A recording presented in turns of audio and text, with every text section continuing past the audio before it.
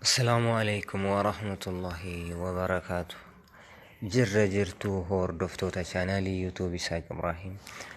Baga deebinee wal agarsiisaniin jecha har'as viidiyoo gabaabduu takka isiniif qabadhee dhiyaadheera.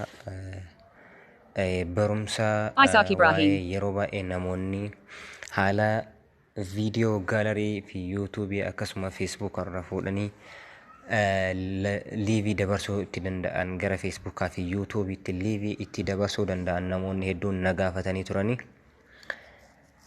Gaafiidhuma san irratti hundaa'uudhaan har'as barumsicha san isiniif qabadhee dhiyaadheera.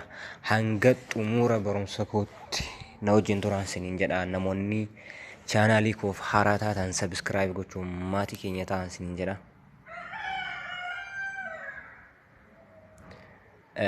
Kanaaf amma kallattumaaniin gara barumsaatti isin dabarsaa. Na wajjin turaan isiniin jedha.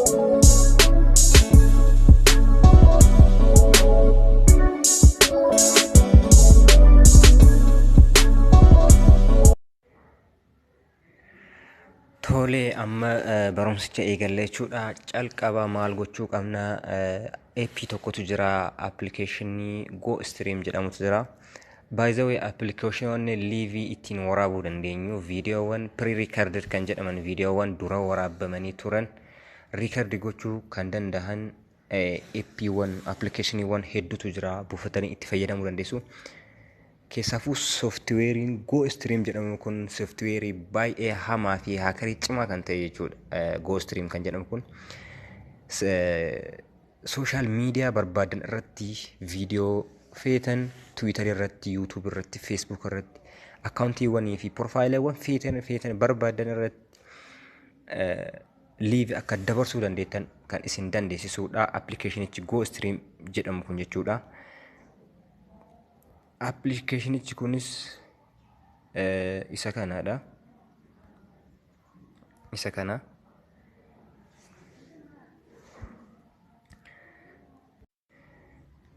Kunoo appichi isa GoStream jedhamu isan irra mare kana jechuudha. Sooftiweerii websaayitii baay'ee cimaa kan ta'e appilikeeshinichi kun isarratti jechuudha liivii kan waraabuu dandeessan isa GoStream jedhamu kana ni buufattanii jechuudha. Google Play Store irraa yookiin App Store irraa warri Samsung fi waan akka Android fayyadamtan Google Store irraa buufachuu dandeessanii.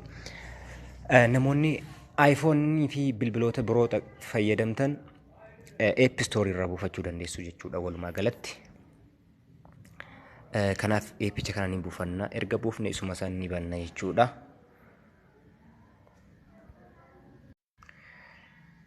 Kunoo appilikeeshinichi bifa kanaan nu banee nu fideera jechuudha, waan isin ajaa'ibuudha.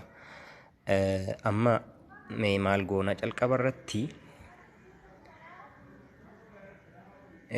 iddoo profile jedhu kana iddoo jalaa kana tuqna jechuu calqaba. Iddoo profile jedhu kana iddoo kana tuqna.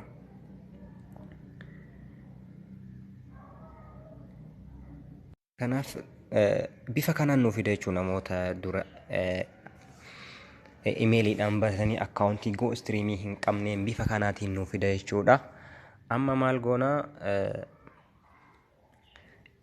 Filannoowwan nu fida akkuma agartan kana asitti imeelii jedha, asitti paaswordii jedha. Isa kanneen lamaan dura yoo qabaanne guutuu appilaayi gochuu qabna jechuudha. Kan hin qabne taanaan immoo riijister goonee saayin aap goona jechuun ni galmoofna jechuudha. Ni bananna akkaawuntii haaraa GoStream irratti bannee feesbuukii yookiin yuutuubii keenyaan yookiin tiwiitara keenyaan wal qabsiisna jechuudha. Kanaaf namoonni dura imeela hin qabne imeelii qabaachuu qabdan jechuudha. Barbaadan ammuma bantu jechuudha. Kanaafuu gaafa bantan eessa tuqxaniiti iddoo saayin aap jedhu kana tuqxanii bantu jechuudha.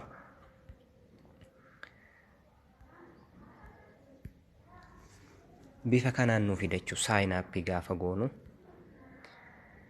Amma maal goona? GoStream gmail.com ka jedhu calqaba irratti iddoowwan banaa kanneen nu fideera jechuudha. Iddoo duwwaa iddoo kana iddoowwan amma agartan kanneen nu fide jechuudha. Isa kana isa sadeen kana nu fide, isa arfan kana nu fide jechuudha. Kunniin akkuma agartan isa calqabaa kanarratti imeelicha galchinaa jechuudha. Imeelii haaraa kireet goonee yookiin isa qabnus ta'uu danda'a. Garuu kireet goonee galchinaa jechuudha. Isa lammataa irratti paaswordii galchina. Isa sadaffaa irratti taayipii paaswordii keessan irra deebi'aatii guutaa kan jedhu kana itti katabna jechuudha.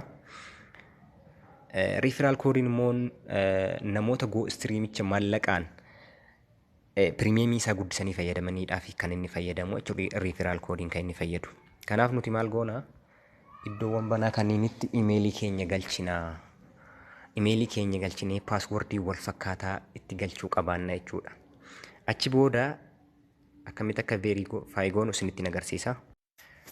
Kunoo an imeelii duraa goostiriimicha banadhee waan hin qabuuf saayinii aappii gochuun nan barbaachisu saayinii godhaa jechuudha. Inni seenaa imeelii fi paaswordii koo galchee jechuudha. Akkuma amma asirratti argaa jirtan kana iddoo kanatti imeelii koo galcheera. Iddoo kanatti paaswordii koo galchee jechuudha. Loogiin godhaa jechuudha. Saayiniin godhaa jechuudha. Dura waan hin banadhee akkaawunticha isaa waan hin qabuuf jechuudha. Amma saayiniin iddoo jedhu kana cuqaasna. Iddoo kana.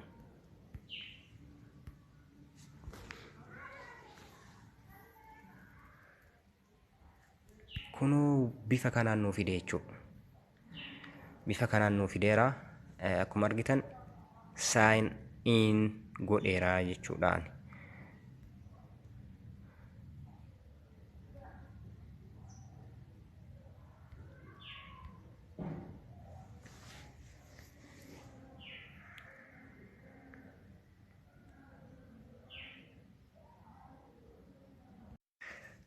Amma eega bifa kanaan nuu fide maal goona? Amma feesbuuka bira deemnee mee fakkeenyaaf feesbuuka yookiin yuutuubii irra deemnee viidiyoo tokko fidannee dhufna jechuudha. Liivii asirratti goostiriimiidhaan gara feesbuuka keenya yookiin gara yuutuubii keenya dabarsuudhaaf liinkii feesbuuka irraa viidiyoo tokko liinkii isaa fudhannee iddoo kanatti peesti gochuu qabna jechuudha. Gara yuutuubii keenyaa fi gara feesbuuka keenyaatti liiv dabarsuuf amma mee kallattumaan gara feesbuukaa isin haa dabarsu.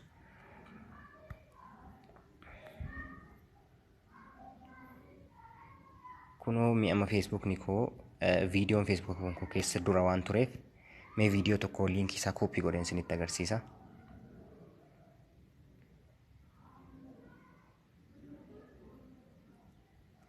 Mee viidiyoo kana laala amma viidiyoo amma agartan kana viidiyoo kana jechuudha.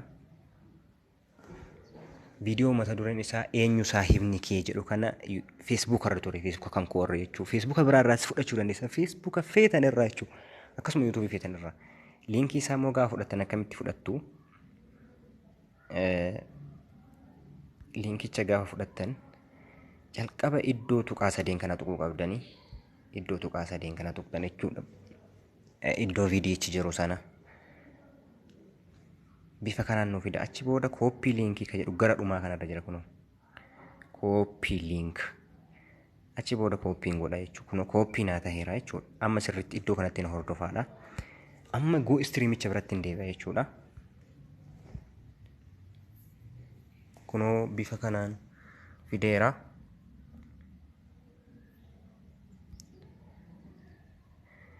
Amma maal godha? Iddoo calqabaa kana iddoo automatic live stream jedhu kana ni agartuu iddoo kanaan cuqaasaa. Bifa kanaan naa fide jechuudha. Achi booda maaliin godha? From link video kan isa jalqabaa kana jechuudha. Isa kanaan cuqaasa jechuudha. Achi booda bifa kanaan naa fida. Amma maal godha? Iddoo link YouTube, Facebook, GoStream jedhu kanarratti isa liinkii sana kooppii godhachuu qaba jechuudha. Iddoo kanarratti addiin godha. Liinkii koo san quba kootiin gadi qabee peest kan jedhu asirratti peestii godha jechuudha. Kunoo viidiyicha sana amma asirratti peestii godheera jechuudha. Achi booda iddoo aad jedhu kana cuqaasaa iddoo kana jechuudha. Bifa kanaan naa fideera.